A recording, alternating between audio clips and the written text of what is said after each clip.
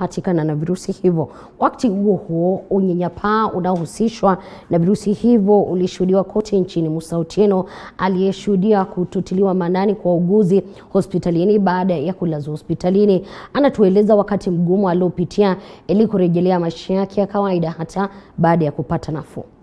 Now the stigma now after the pandemic, that's where the challenge was, because it was a matter of, at that time I didn't even see my mom, my sisters, my fiance. At that time it was a bit of a challenge because nobody wanted to be closer to us. Nobody wanted to be closer to my family, friends.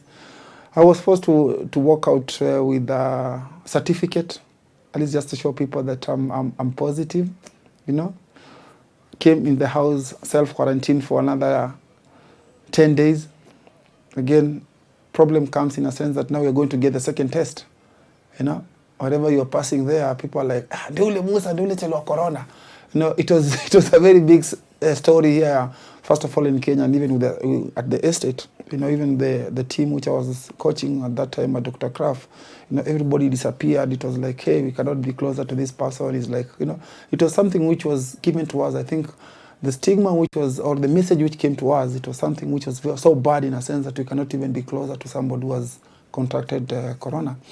So I went back again. I was just praying to myself and said that, hey, it must just be negative, because my kids crying, everybody was crying. It was a big thing. But again, I just say thanks to the people who prayed for me. When I went back there, it was negative. I was like, wow. Now the story starts. How can I walk? You know, how can I go back to my community where I was helping food, and I was like their hero?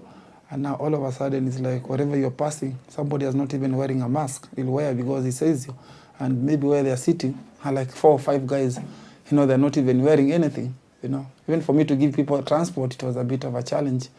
You see somebody, one day I met one of my friends, and then I offered to give him a lift. He didn't have a mask, but immediately he was like turning the other side of the door. I just went to his pocket and wear the mask. I was like, oh my God, this guy can even show car to this car. What is he trying to do? What is he trying to show me? You know, in a sense that, Corona, it is real.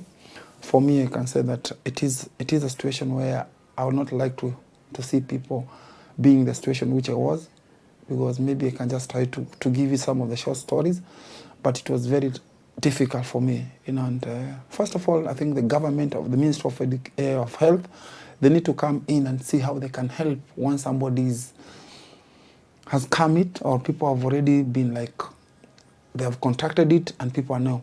So I think the what do we call it, the follow-up, or the trying to teach people that the stigma, how can they overcome the stigma? I think that is one of the most important things, which was like, I think the Ministry of Health or the government have not dealt with, and I think it can really help. But for me, again, it came slowly by slowly, you know. The people really, once you just came slowly coming back. But for now, I thank God, and I thank for me being the second opportunity. What am I doing? What God has given me as a second opportunity. As somebody who was having the pandemic, it is just to request each and every one, because I think we can see it for now.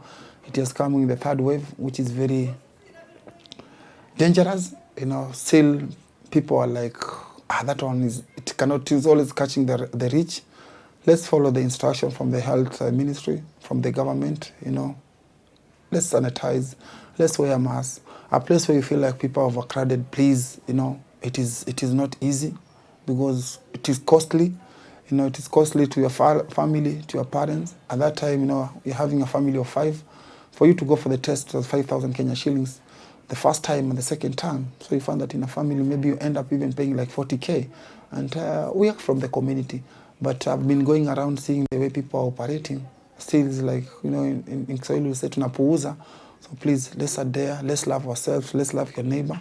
It is something which is very real, and it is taking lives of young people, old people, each and every age group. It is taking them away. So what should we do? Let's just follow what the Minister of Health is talking about. I'm somebody who was there. I will not want to see my friends or my neighbors getting it, because of, you can get it anywhere, but we just need to be cautious, you know, sanitize, wear the mask, keep distance. Yeah. Bila shaka mpenzi mtazamaji, tukiwa